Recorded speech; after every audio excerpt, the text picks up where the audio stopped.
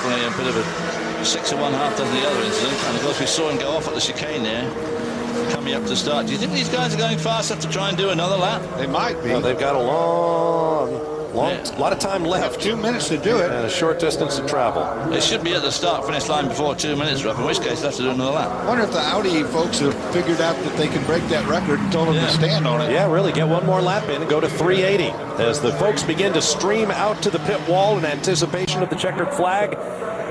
For years, Frank Biela, Marco Werner, and Emanuele Pirro, as close as they are as friends, they have labored in the tall shadow of Tom Christensen. But this weekend, in the 74th Michelin 24 Hours of Le Mans, they have taken the spotlight and held it since the early hours of the race. And they're going to do another lap. Off they go. A new record in store, in addition to the history made by bringing a diesel-powered car to overall victory at La Salle. Some people will be really ticked off because that means they've all got to do another lap now. Yeah, exactly. Your car wasn't running too well. You'd be mad about it. If your car wasn't running, you'd be thinking, what the heck are they playing? Poor Clint Field sitting out there on the Mulsanne, just waiting for someone to come around and pick him up. And these corner workers are a little bit premature with running out to the track. Well, you got that. Exactly. I was going to say, sometimes when you get around the start-finish line there, the place is covered in people and marshals. And it will be this lap, won't it? It will be now. Absolutely all down the front straight there. Well, the front straight, the main straight. And while these guys steal the headlines, what a marvellous performance and what a great day for Dr. Don Paynos, where one of his cars will win the GT2 class on his 10th anniversary at Le Mans, all that he has done for sports car racing in the United States. And that mark will score its first class victory here at Circuit de la Sarthe. It may not be his factory team, but as Danny Panos said before, sometimes a customer victory is even better. Absolutely. I was wondering if you were going to say anything ever. And on a weekend in which we touted the LMP1 and the GT1 stories as the Titans battling all the way to the finish, it was the GT2 class that gave us the final lead change in the closing hour and a half. Boy, they slowed up there and nearly caught that red man. The 20 almost rear-ended. He almost got him at the beginning. Had him at the beginning of the race. Now he's going to have him at the end instead. You can't script these things. He's not giving up yet. That's right. That's the car that went looping between the two of them when they were right there. That saves the game. Yep. He's sticking close. He wants to be in the big picture. He knows he's coming up. Oh, it's great when life imitates art. Yeah, just one little slip on the brake pedal, you can get them both. Oh, there's Clint Field's car. Oh, can I just get into the finish? Can I just take the checkered flag? And it appears the answer will be no. Get one of his counterparts to stop and let him get a ride back on the side pod, maybe. Well, the wind has changed direction. The rain may be coming, but the celebration will begin nonetheless. And it will last long into the night. And lining up behind these guys, that fourth car in shot is the Roll Center Racing Radical. That car has not even finished a normal distance Le Mans Series race, let alone a 24-hour enduro. So credit to Martin Short and Joao Barbosa and Stuart Mosley. That is a phenomenal performance for a first-off car. Well, it's so many laps down, it's not even on the charts at all. So it's at least 100 laps down. As we mentioned earlier, victory for that LNT Paynos team will be the first for its three drivers, Tom Kimber-Smith, Richard Dean, and Lawrence Tomlinson.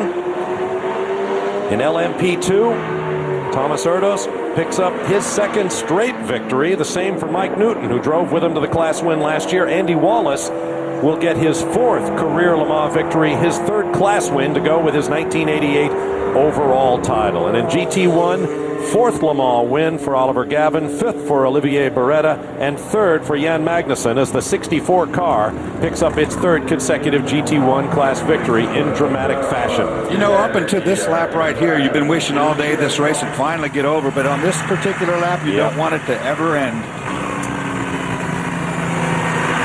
That is the sound of Le Mans 2006.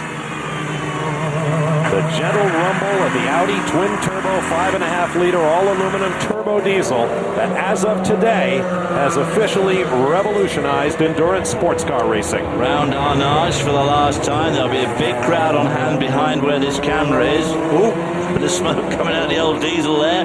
The 87 car's tagged into the picture as well. He's going to come third in GT2 in that Ferrari, the Acura Cost team, which of course is a great name here. Acura Cost winning the race outright with a D-Type back in the 50s. I think it was 1957 that they won it. After winning every Michelin 24 Hours of Le Mans in the new millennium, Audi went looking for a new challenge. They found one by bringing a diesel engine, the cutting edge of alternative fuel technology in the future, and exactly what the ACO, the Automobile Club de l'Ouest, was looking for. Let's push the automotive barriers forward, Audi said. That sounds like the sort of challenge we'd like. So they developed this engine, this extraordinary machine, and with this team of 6 world-class drivers, they have taken it to the ultimate sports car headline, victory at Le Mans. 35 years ago, the late Steve McQueen made his iconic movie, in which the most famous line is, "Racing is life. Everything before and after is just waiting." Like few other companies, racing is the lifeblood of Audi. And here again, they have shown that they are simply without peer. The traditional waving of the flags from the corner workers. Here come the Corvettes. I was going to say, here come the Corvettes. Obviously, they don't want to be quite in that picture. They want their own picture. So they'll just stay back far enough. That's the other thing about the Audis. They can go very slowly. And if anybody should break down en route, they can always tow them out. Good point. 800 foot-pounds of torque on a rope or something. No problem. Congratulations to Audi, and especially to the team of Frank Biela, Marco Werner, and Emanuele Pirot, who collect another checkered flag for Audi in the 74th Michelin 24 Hours of Le Mans. Let the celebration begin.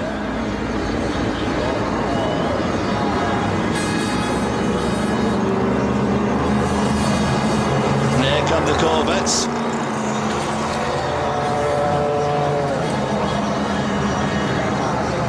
A near perfect weekend in terms of weather, a record crowd of 235,000 on hand, and a worldwide television audience looking in.